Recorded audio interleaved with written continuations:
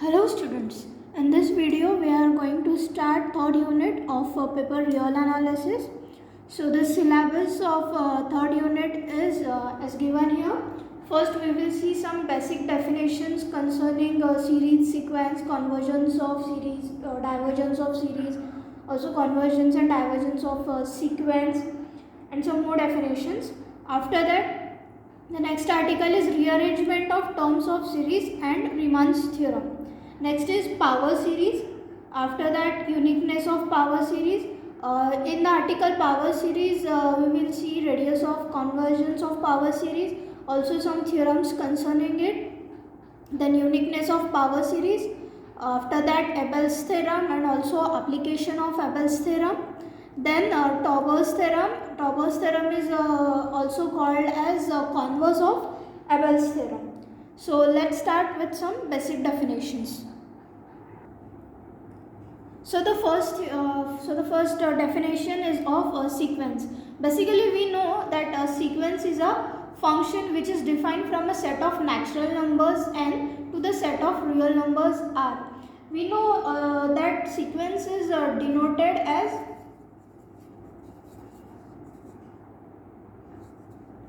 Sn in angular brackets or Sn in curly braces.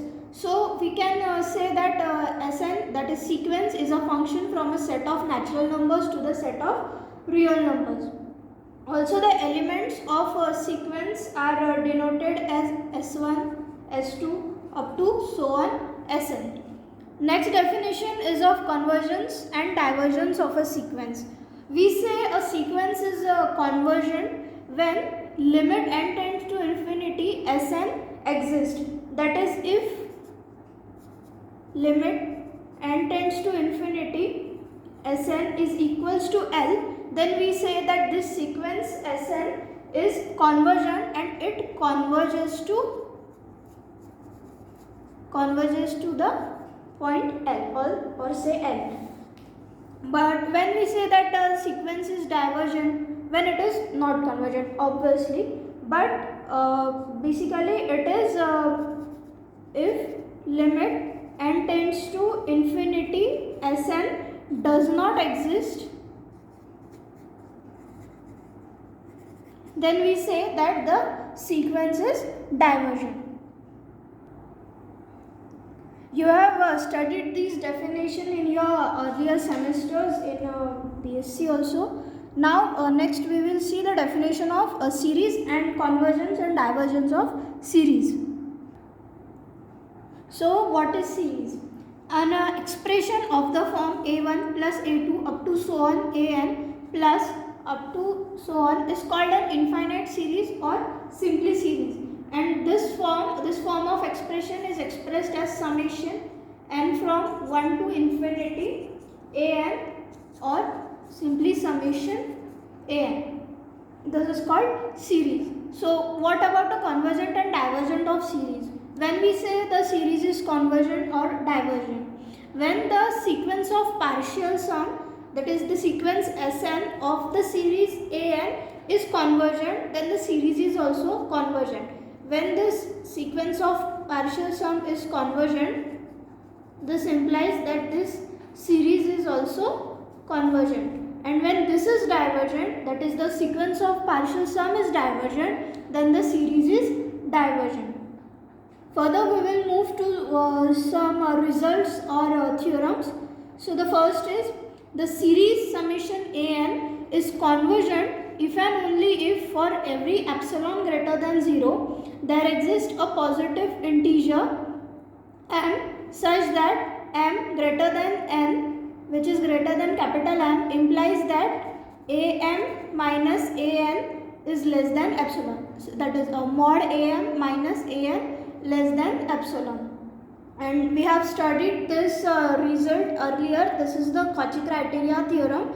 And from this we can imply that an plus 1 plus an plus 2 plus up to so on am is less than epsilon, since m is greater than n. Next is, if summation an convergent, then limit n tends to infinity an is equals to 0. when this series is convergent, its limit n tends to infinity, an is 0.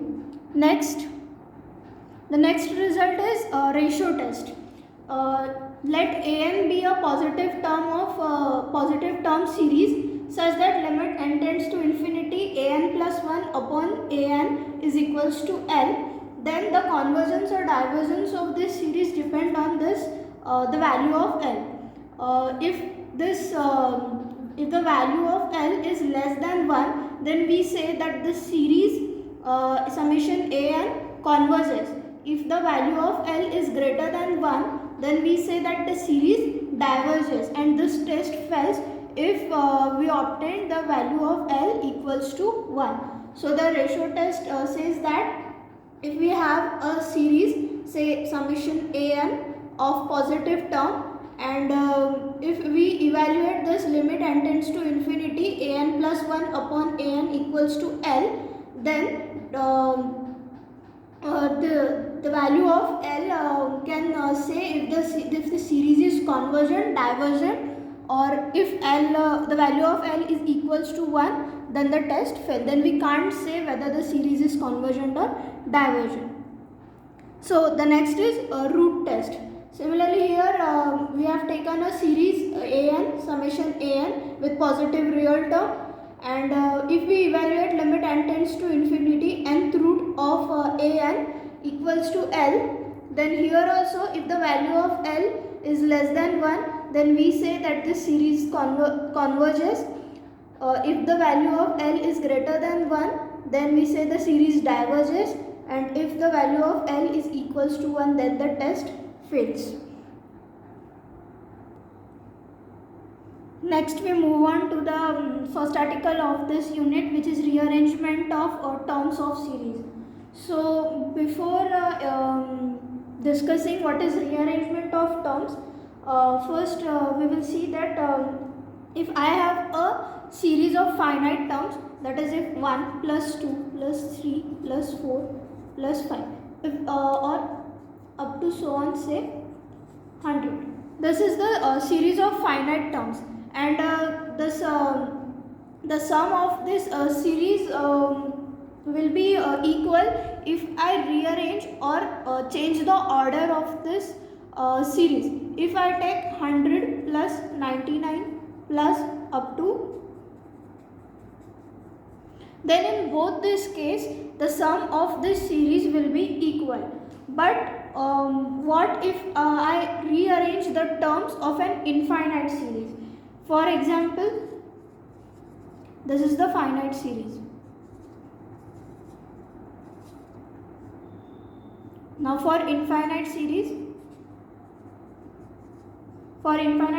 if I take an example that 1 upon 1 minus 2 plus 1 plus 3 minus 1 plus 4 plus 1 plus 5 minus 1 plus 6 and plus up to so on. If I consider this series, which obviously is an infinite series, this suppose say the sum of this series is S. Now if I rearrange the term of this series, that is if I rewrite this series as 1 minus 1 by 2 minus 1 by 4, that is first term is positive, then next two terms are negative, then again one positive term, then again two negative term, once again one positive term. So I have rearranged this series as one positive term, then two negative terms. Then this rearrangement will have impact on the sum of this series. If I arrange the series likewise, then its sum will be 1 by 2 of S, and here S is the sum of this original series. So if and this series, suppose say this is the series an and this is the series bn, then this series bn is obtained from this series an by rearranging the terms. So what is rearrangement of terms? A series summation bn is said to arise from a series an, as here we have seen this series bn is arise from this series summation an. By rearrangement of terms, we have rearranged the term of this series in this way.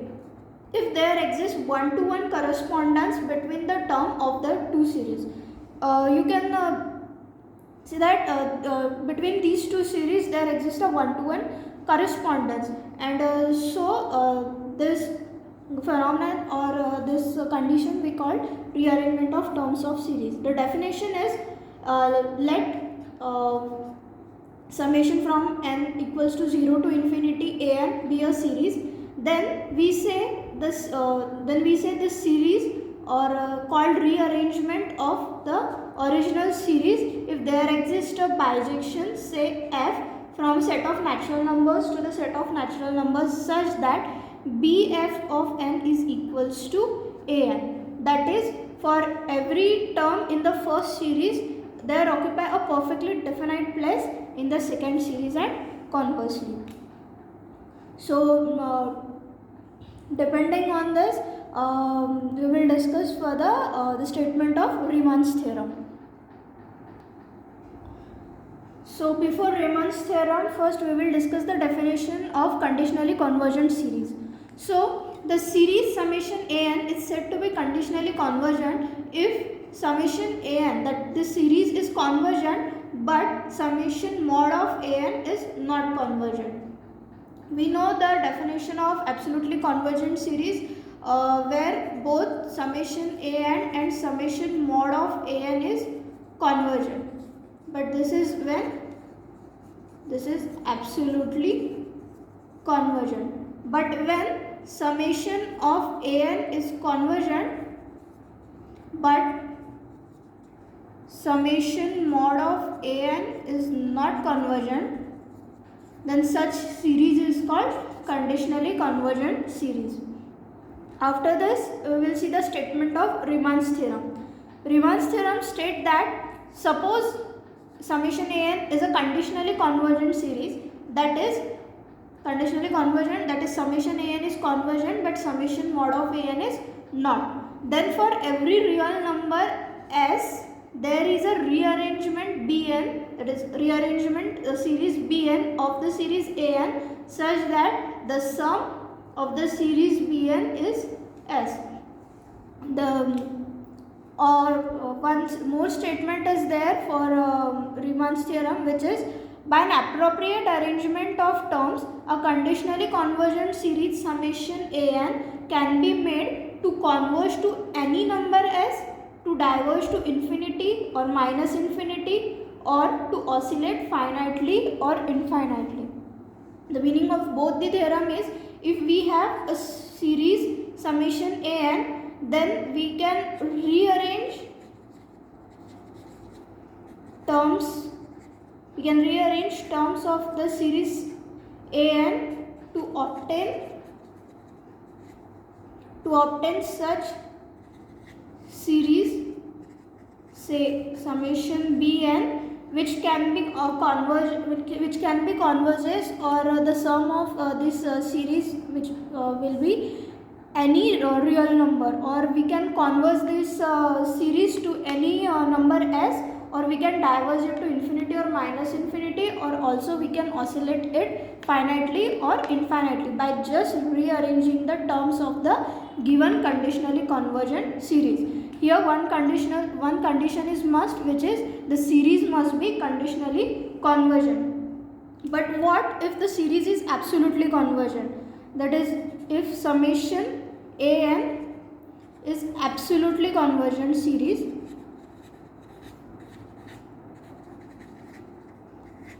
then this rearrangement summation Bn and this summation an, the sum of both this series will be equal, that is summation an will be equals to summation Bn, say equals to S. But when this series summation an is absolutely convergent. Now we move to the next article of this unit, which is power series. So what is power series? A series of the form summation n from 0 to infinity a n z n which can be elaborated as a0 plus a1z plus a2z square plus up to so on an zn plus so on. And this type of series is called power series about the origin. Here z0 is 0, that is we have expanded this series about the origin. Here the coefficient an, this coefficient an depends on n, the value of n, and not on this z. The value of z may be complex or real. The power series about the complex number when z0 is equals to a. We have seen that this is the power series expanded about the origin. But when we expand the series about any other point, say z0 equals to a, then the power series is of the form summation n from 0 to infinity an z minus a. Here it was z minus 0 to the power n and simply z to the power n. But here we have the value of z0 equals to a. So summation n from 0 to infinity an z minus a to the power n, and this can be expanded as a0 plus a1 z minus a plus a2 z minus a square up to so on an z minus a to the power n plus so on. And here the value of an is the nth derivative of a upon n factorial. So we can say the power series of a function f of x is summation n from 0 to infinity an z minus a to the power n. Here z0 is equals to a and an is equals to nth derivative of a upon n factorial. So this is power series. Next is the theorem. So this theorem consists of two parts. First is if the given series summation n from 0 to infinity an z to the power n is convergent for z equals to z0 which is not equal to 0, then it is absolutely convergent for mod z less than mod of z0. Now we have to prove that this is absolutely convergent series. Already it is given that this is convergent. Only we have to prove that here that summation mod of an z to the power n is convergent. Then from this we can imply that this series is absolutely convergent. So and in next it is given that the series summation n from 0 to infinity an z to the power n is divergent for z equals to z1, then it is divergent if mod z greater than mod of z1. This is given, the series is divergent for z equals to z1 and we have to prove that it is divergent if mod of z is greater than mod of z1. So proof. For the first condition as given, summation an z to the power n converges.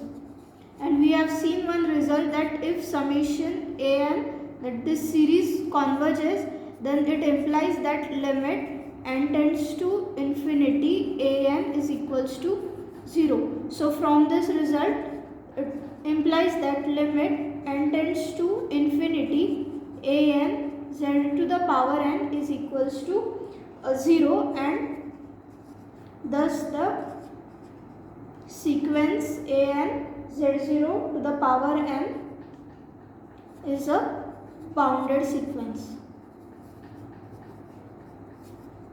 Since we know that z is equals to z0 which is not equals to 0, so we can here take z0 instead of z. Now since this sequence is a bounded sequence, so we can say that therefore there exists a constant, say k greater than 0, such that mod of an z0 to the power n is less than k for all n, since this sequence is bounded. So therefore this implies that mod of an z to the power n, which can rewrite it as an z to the power n, dividing and multiply by z0 to the power n. So this can be rewrite as mod of an z to the power z0 to the power n, and again mod of z to the power n upon z0 to the power n. So mod of an z0 to the power n mod of z upon z0 to the power n for all n. Now since this mod of an z0 to the power n is less than k, and this will be as it is mod of z upon z0 to the power n. Now since this is the geometric series, this is the geometric series, that is summation mod of z upon z0 to the power n is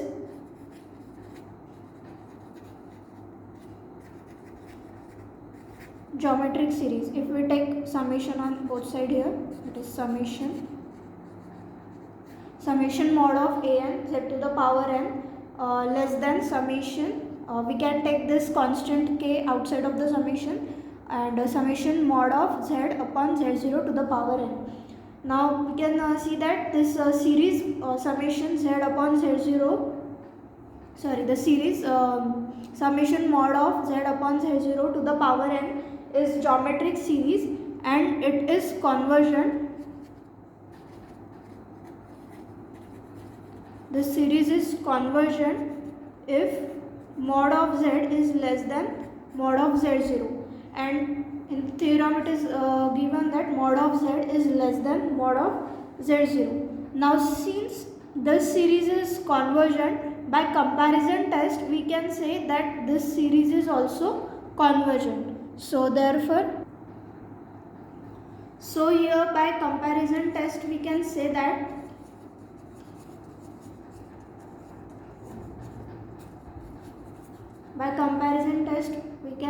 summation mod of an z to the power n is conversion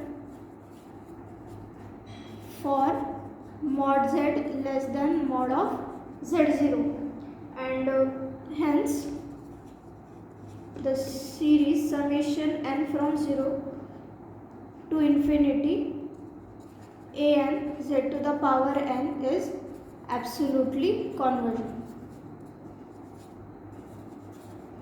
And hence here the first part of this theorem is proved. Now we prove the next part.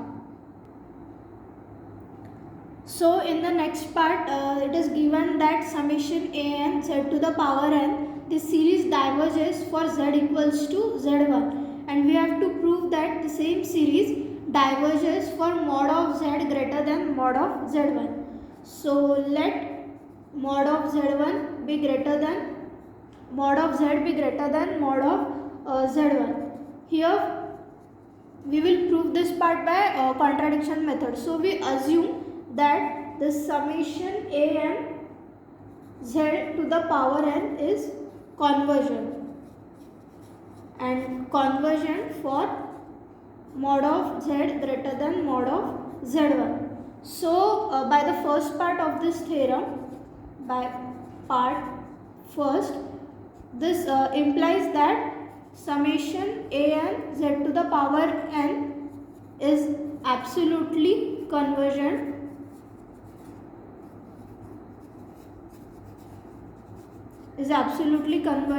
for mod z greater than mod of z1, and this implies that summation an z to the power n is absolutely convergent for mod of z greater than z1, and this implies that hence this an summation an to the power n is convergent for z equals to z1. This is by we have implied by the first part of this theorem. But as given, this summation an z to the power n is divergent for z equals to z1. So we get contradiction. So therefore our assumption is wrong.